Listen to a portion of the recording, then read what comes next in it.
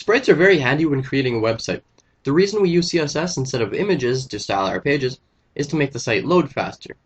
The reason we use sprites is also for faster load time. Now let's be honest, how long do you stay on a website that's been trying to load for over a minute?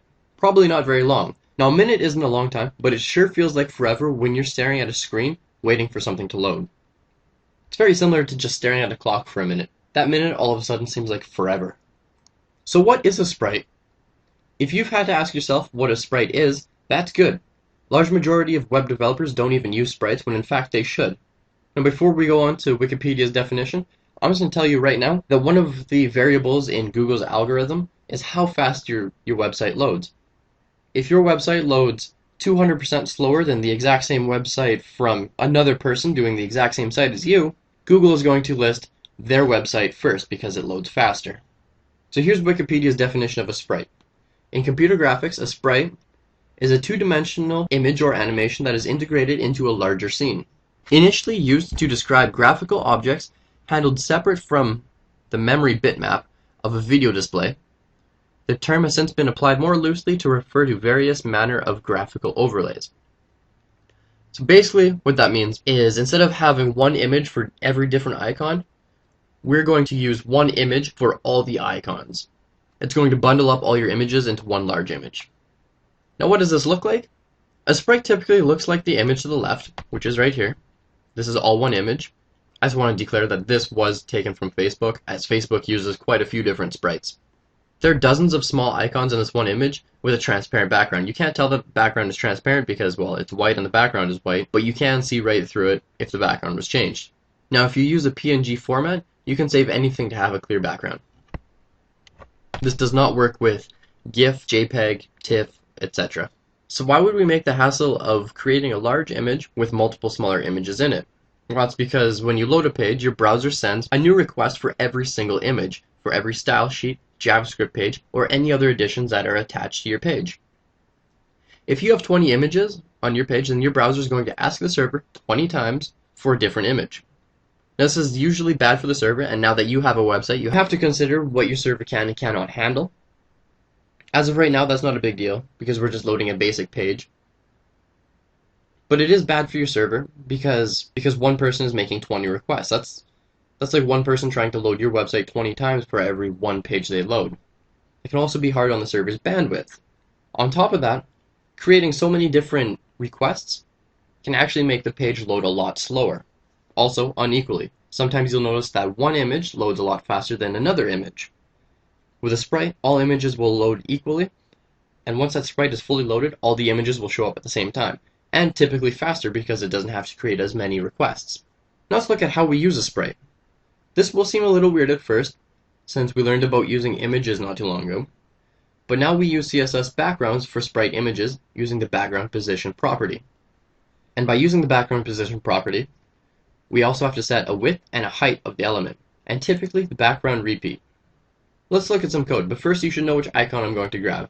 I'll use the cards icon, which is the fourth last row, second column over here, and that's this one right here. See the two cards? That's the one we're going to try and grab. So here we have our style, the cards class. We set our background image, URL, sprite.png, which is just what I named that sprite up there. Background position is minus 17 pixels, minus 373 pixels. So again, this goes from top and left. Background repeat, no repeat. We set the width to 16 and the height to 15. And that's because down here, that sprite is actually only a 16 by 15 pixel image. That's because the part of the sprite that we're grabbing is only 16 pixels wide and 15 pixels high. We do not need it to repeat. In case our element does stretch out and is a little bit larger, we don't want it to repeat everything else in the sprite.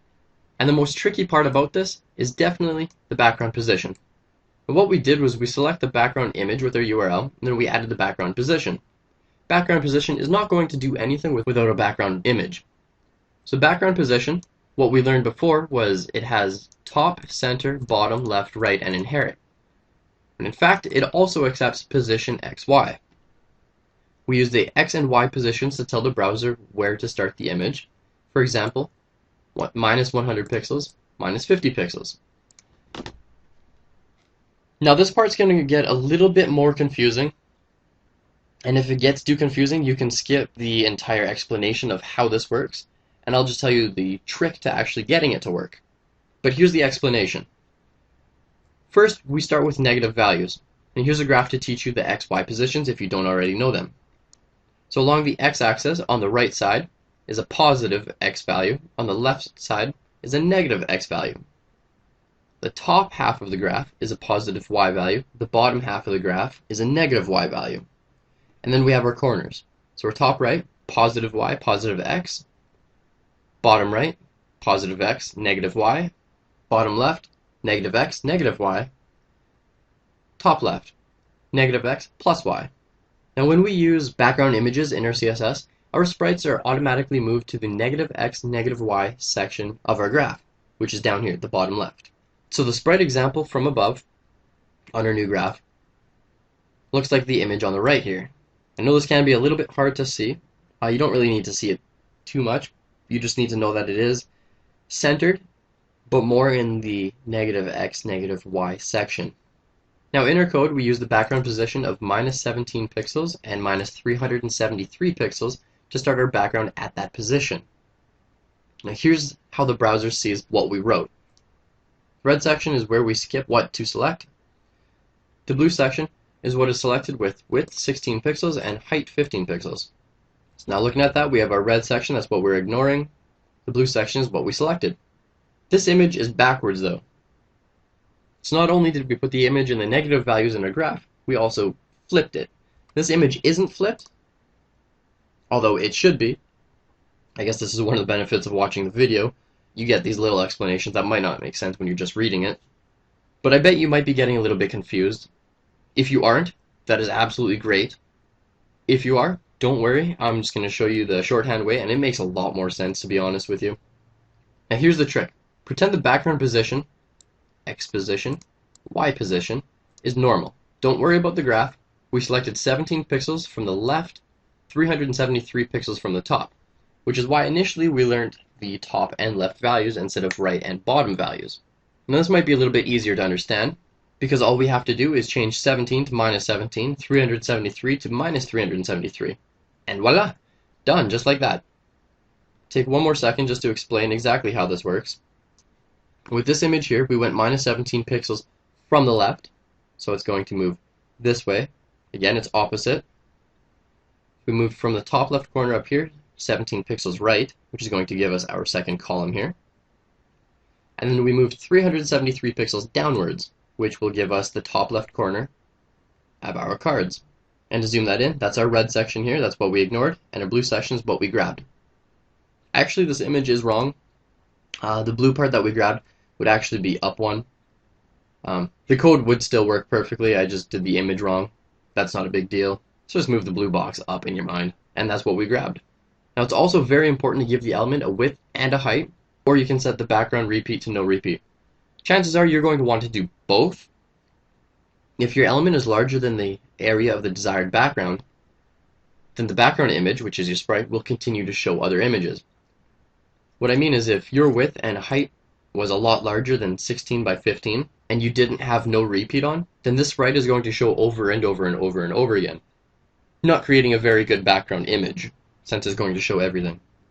So this is a little bit difficult to explain. You can go to goo.gl/nzg1v, and you can save that sprite as sprite.png. Again, I just want to declare that it was from facebook.com, that I did not create that sprite. And modify the code above to see the different icons. Give it a few tries, and if you can't seem to figure out the problem right away, then just simply ask, and please leave your code with me. Me or someone else who is able to answer this faster than I can will be able to help you. And just remember, it never hurts to ask, right?